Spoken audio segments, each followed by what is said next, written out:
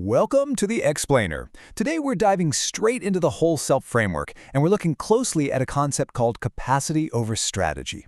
Look, if you've ever felt completely overwhelmed because all that standard cookie-cutter business advice just wasn't working for you, well, you are absolutely in the right place.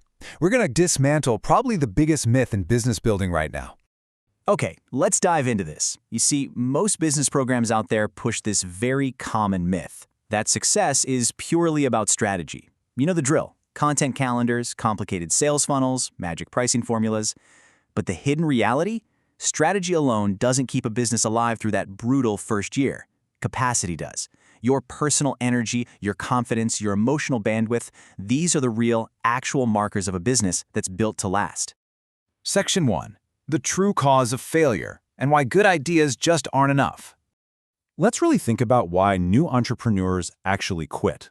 Because you could have the absolute smartest content plan or literally the highest converting sales page ever written, but if the person behind the business is running on empty, the whole thing stalls. The data shows us that the vast majority of new businesses don't fail because the idea was bad. No, they close because the founder simply ran out of fuel. They deplete their inner resources long before they ever run out of creative ideas. So we call this essential fuel capacity. Think of it as a founder's reserve of energy, confidence, and emotional bandwidth. Now, I know you probably track your revenue or your follower counts religiously, right? But this invisible metric of capacity, it is infinitely more critical to your survival than any pricing formula. It's like a gas tank. If this reserve hits zero, the business just stops, period. Moving right into Section 2, strategy versus capacity, and redefining sustainable success. We need to shift how we look at this whole process. It really comes down to this one simple truth. A business that drains you isn't sustainable, no matter how much it makes. I want to just pause for a second and let that sink in. It honestly doesn't matter how profitable a system is if it literally costs you your well-being to run it.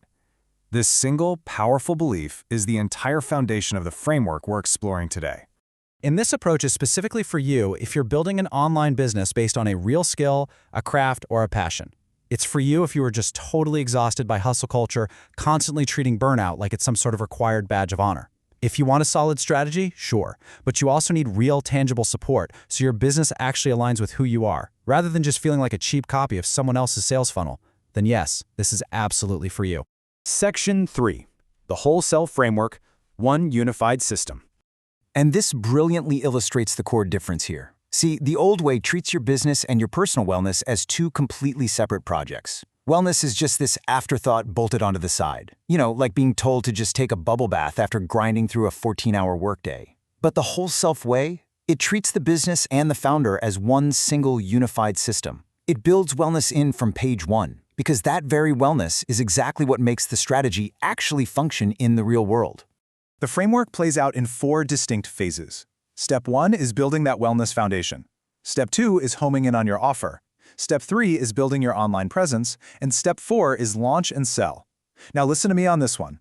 I know it is incredibly tempting to jump straight to the exciting parts, like launching and making money, but you absolutely cannot skip the foundational wellness work.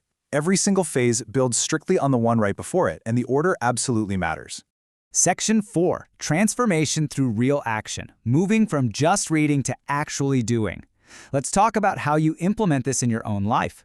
Because reading about a framework and actually doing the work inside it, those are two wildly different experiences.